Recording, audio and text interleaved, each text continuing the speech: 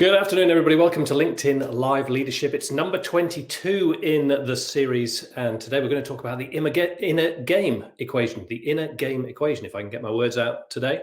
Now, I'm Gary Crosby. I'm an action coach, business coach. As you can see, all my details are down here in the corner. And the purpose of this series is really, really simple. I just want to share some ideas and tips with you from the career that I had in the Royal Air Force, just over 30 years in the RAF, some time in the corporate world, and my time as a business coach, where I'm spending a lot of time talking about the business of business, but also coaching the business owners to become leaders in their own right. So all of this kind of stuff helps to build a picture. And the really important thing that I want you to take away from this is that the more knowledge you've got about leadership, then the more likely it is that you'll make a good choice in whatever leadership situation you find yourself in, yeah? Because knowledge is going to give you that choice. So we're going to talk today about the inner game, and it all starts in 1974 when a guy called Timothy Gallwey wrote a book called The Inner Game of Tennis. You may have heard about this, and he first started to challenge the idea that if you were a tennis coach, instead of just focusing on the skills and the techniques of the game of tennis, that there was something else going on up here that needed to be addressed as well. And that was the inner game, the idea that your mental preparedness for the game was as important as your physical preparedness and your skill at the actual game of tennis. And that refocus meant that people started to think about the way that mindset affected the way people performed.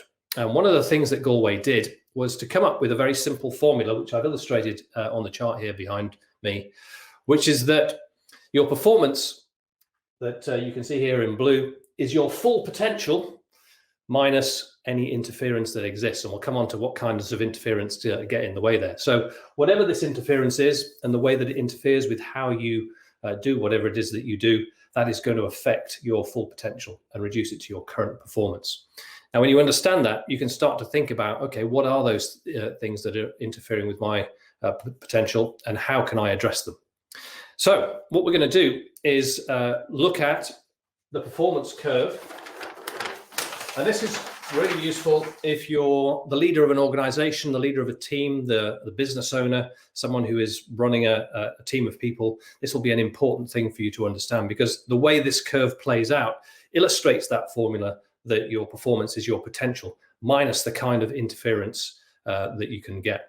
Now, one of the things about this is that it is the kind of precursor, if you like, of the modern coaching objective. And depending on who you read, I'm going to quote today from this book, Coaching for Performance by Sir John Whitmore, pretty much the Bible for high performance coaching, still a long time after it was written.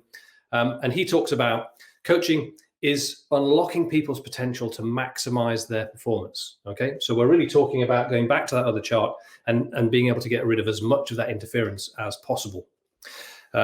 He also talks about things like, well, what we're going to do is we're going to help people to learn rather than just teaching them. And in Action Coach, we often say, well, if you've got somebody who's hungry, you can either give them a fish or you can teach them to fish, and then they'll be able to stave off that hunger for a long period of time. So this performance curve and the whole idea of Gallwey's inner game is all about that coaching objective. So let's explore what this means. We take a look at this chart, and you can see on the left-hand side, you've got performance. So this is your performance in the role, either as a leader, as a business owner, however you're doing that. And on the bottom here, we've got 4 different kinds of culture, which I'll just run through very quickly as we go through this chart. The red line is your potential, and it feeds up to the point where you reach your maximum potential at the top of this chart. Okay, so the closer we are to that, the better, obviously, in terms of our ability to perform the functions that we're doing. And that means that all of this part of the chart is the interference. And as we get rid of that interference by going up this red line, then we're going to get a higher and higher level of performance. All right, so what are these 4 different subsets that we want to look at? Well, the first organizational culture subset, if you like, is on this side, where we're looking at an impulsive kind of culture. Okay, so there's a lot of focus on short-termism. It's fairly haphazard. It's characterized by whatever happens. There's not a lot of planning going on. And that kind of inconsistent approach means there's a lot of interference, even though there's loads of enthusiasm. We're not seeing a lot of focus on the future. And this interference here about the short-termism and the haphazard nature of work is really going to hold this organization back. There's also likely to be some fear in here, and there's probably a fair degree of low emotional intelligence. So there'll be a lot of blame culture in here as well that might interfere with people reaching their maximum potential. Next column, we've got dependent culture in an organization. So here we've probably got quite a strong leader. Talks about command and control, something I remember from the military. It's probably quite transactional. There'll be a strong hierarchy in this kind of organization. There still might be a little bit of blame culture going on because people don't want to accept responsibility for what's happening. And the kind of things that we see as interference here are, perhaps a lack of trust sometimes in that area, a judgmental type of environment where people get judged for their performance really harshly. The leader might position themselves as a real expert. It's my way or the highway, something like that. And it can be quite polarizing because if you're not in that leader's group, then you're probably going to be slightly ostracized from the main environment. So that's an important part of this interference here, which is preventing people from reaching their maximum potential. As we move across into the second eye here, and we've got a kind of independent culture. And the independent culture, people are beginning to take responsibility. So they've got a medium to high level of awareness about what's required. They've got a high level of willingness to take responsibility, but normally from an individual kind of perspective. We'd like to be independent. We like to be a high performer in this particular organization. And they're characterized typically by high levels of delegation, high levels of empowerment, getting teams to operate really well. High performing teams is quite common here. An adaptable kind of nature, whatever the problem is, we're going to overcome it. So we're starting to see people reaching more and more of their potential as time goes on. Some of the interference that we might see, well, there might be a control agenda sometimes. People here, because they're independent, they're still focused on their own performance. And therefore, you can get that sense that sometimes they're following a personal agenda. So you've got to be really careful there. But we're starting to move towards the part of the chart where we'll see really high performance and high potential being achieved. Right over here on the right-hand side, then we've got the interdependence. Okay, so here we're talking about we're going to be truly successful together, as Whitmore puts it in his book.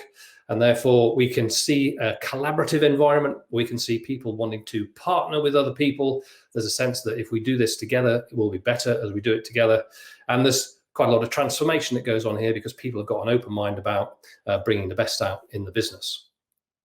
Sometimes on the interference, what little bit there is left here can be around about, perhaps not listening to feedback quite as effectively, adopting some kind of expert or guru status, which might prevent some kind of thought processes from happening.